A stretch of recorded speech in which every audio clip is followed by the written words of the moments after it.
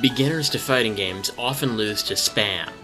Fireball spam, jump spam, throw spam, sweep spam, block spam, other spam. Because even when they notice a pattern, they can't commit to a counter strategy or don't have the basic skills to overcome these moves.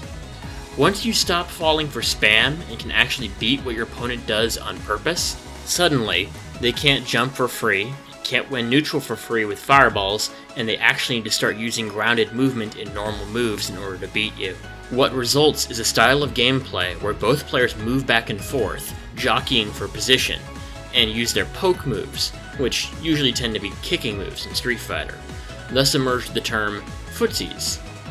Previous guides on Footsies, like the famous Sonic Hurricane guide, have covered a lot of specific examples of Footsies, but I'm going to try to generalize Footsies into more abstract rules instead of excessively specific examples. If you use a move that outranges your opponent's move, you will win. Thus, pokes beat jabs. If you use a move that starts up before your opponent's move, either because it's faster or because you pressed the button earlier, you will win. If you use a move later than your opponent's active frames, you can punish their recovery. Attacks beat throws because they have more range. Blocks beat attacks because they prevent damage and can sometimes punish unsafe moves. Throws beat blocks because throws are unblockable. Up close, throws beat attacks because they're faster than attacks. Attacking extends your hitbox, thus your limb can be hit if it misses, even by short-range moves. Jumping beats all grounded options, except for anti-airs, including throws. Jumping is reactable, so if you do nothing, you can react to jump-ins to beat them with an anti-air. Grounded movement is not reactable, so you can move and block instantly to bait attacks. Invincible moves beat everything, but are usually unsafe or costly.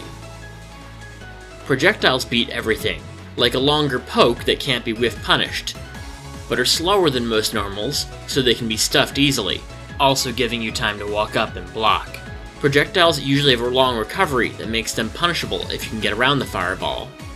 Projectiles are easier to deal with the further away the opponent is, because the opponent has more time to react to the fireball, even if it's safer for you to throw it.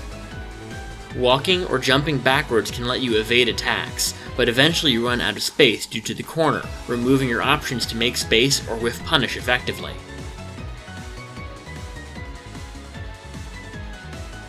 These rules create the basis for the Footsies game. Not all games necessarily follow these rules, because they might have additional mechanics that make the mid-screen neutral game different, or make it occur less frequently. This tends to create a flow of the game where people move back and forth to get into a position where their pokes will work and their opponents will not, and to try to deny their opponent from getting the same opportunity.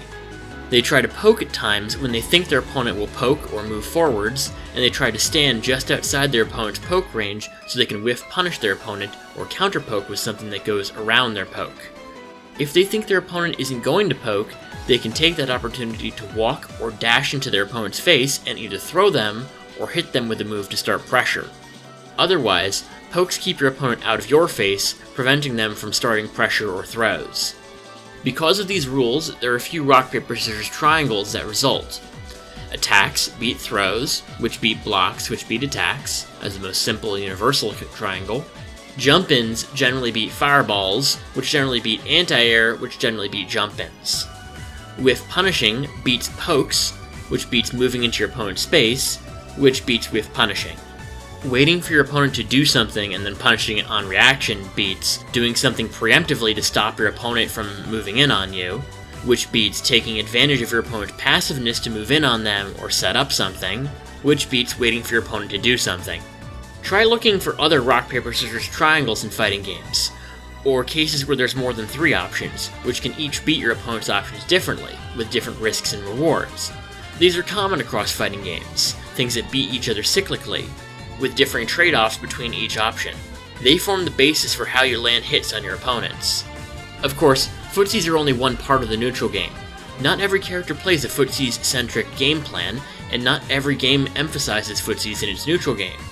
Beyond the scope of this guide, it's also important to understand pressure and how to deal with knockdowns, both offensively and defensively. Things like frame advantage and combos are important to understanding pressure, punishes, damage, and setups, but they can strongly affect how different characters play footsies by dictating your risks and rewards on hit or block, even if they don't directly affect who wins or loses a given exchange. A general rule is you should try using most moves at the edge of their range, because your longer pokes will be minus on block, or unsafe in the case of sweeps, and spacing them out means you aren't handing them your turn, or worse, a free punish, over to your opponent after they block your long-range poke because you used it while you were in their face. If you enjoyed this video, please subscribe to me on YouTube and Twitter, check out my blog Crit Points, and subscribe to my Patreon. Thank you!